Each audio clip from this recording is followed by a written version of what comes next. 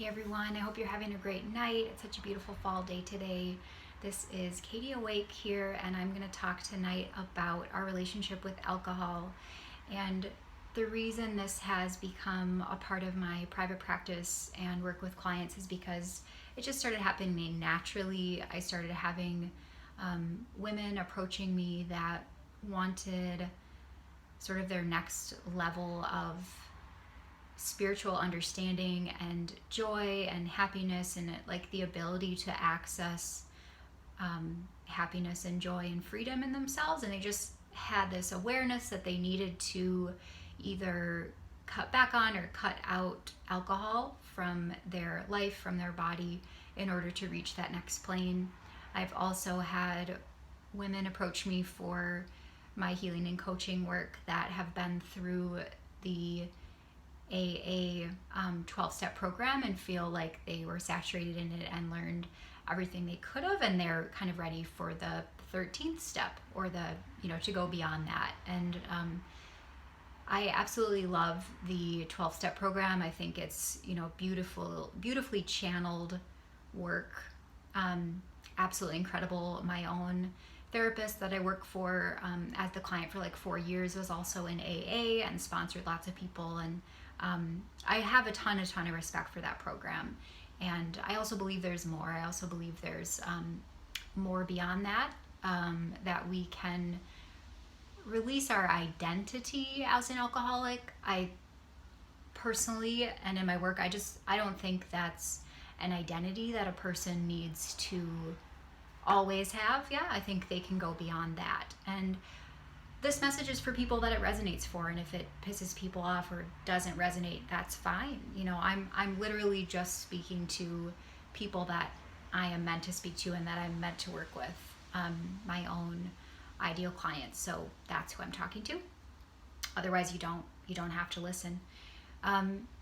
So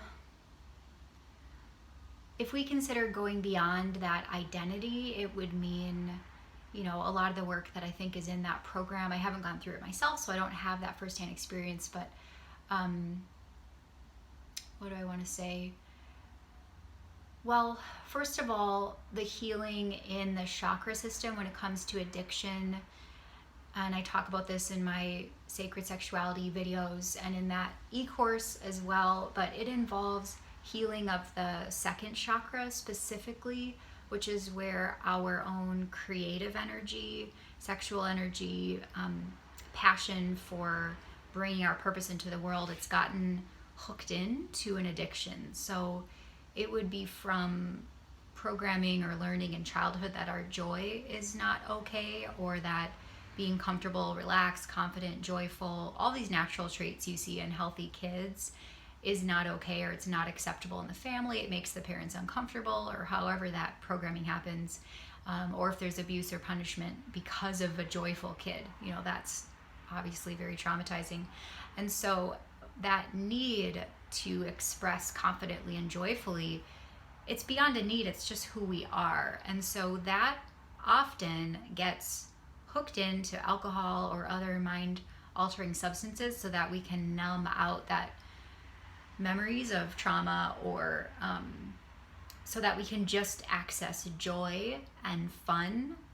That's what alcohol used to mean to me. When I used to drink, I was drinking to numb out self-consciousness and anxiety, so that I could just be uninhibited and joyful. And the more people I work on in this subject, I find that's true for a lot of people. And coming from the support of an energy healing perspective, we basically need to learn that, see it, like unhook and smooth out the consciousness there, process any associated traumas, especially sexual traumas that happen under the influence of alcohol, drunk, or blacked out. Those are not sacred sexual experiences. Generally, those are acting out the trauma, like acting out shame or punishment or whatever the emotions or the states are hooked into those traumas, as for why the person in the first place feels like they have to go away from themselves, right? Like a state of self-abandonment or rejection to seek out a joyful experience, to use drugs or alcohol to get there. Like they have to abandon themselves to do that, poison themselves, whatever. There can be loads of trauma to process with that.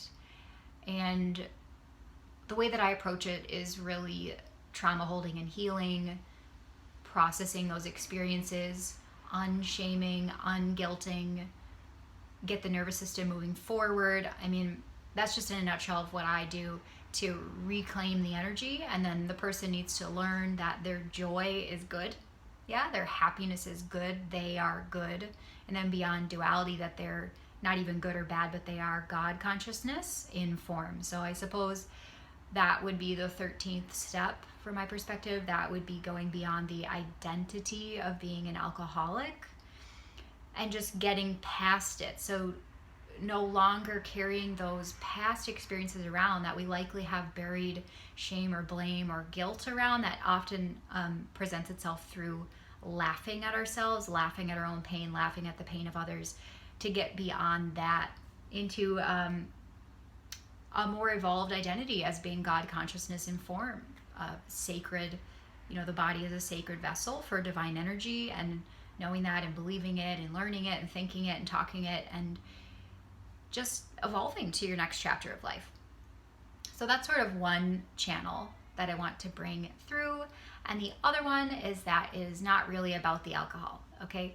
Whatever the substance is, if it's donuts, if it's coffee, if it's sugar, if it's alcohol, if it's sex, if it's TV, cheese, whatever the substances are that we use to numb ourselves out, we don't want to feel. We don't want to be feeling what's under the surface of that, because it's really, really painful. It's all traumas, and a trauma is just any time that we are overwhelmed and can't process the energy. So that can be, I stubbed my toe, all the way to like rape or worse. Trauma doesn't necessarily mean it certainly can be like trauma from war, like PTSD, or PTSD from sexual trauma, or stubbing the toe or breaking your leg, or whatever those overwhelming experiences are. The good news is they can all be processed and healed, but they have to have the proper container. We have to have support, hence why it becomes unprocessed trauma, because we didn't have the support in the moment to process it. So you can access that stuff now and process it now. So, for example, I have a client right now that I'm working with who approached me because she wanted to not be so dependent on alcohol. And we haven't talked about alcohol once. That's not what the healing is about. It's about processing trauma out of the body, out of the energy field, out of the consciousness, to just unfold and open. And that's what it's about. And then when we start feeling better about ourselves, more okay, more neutral is a good start, just more accepting of ourselves, all the way back to our childhood memories and past lives and whatever.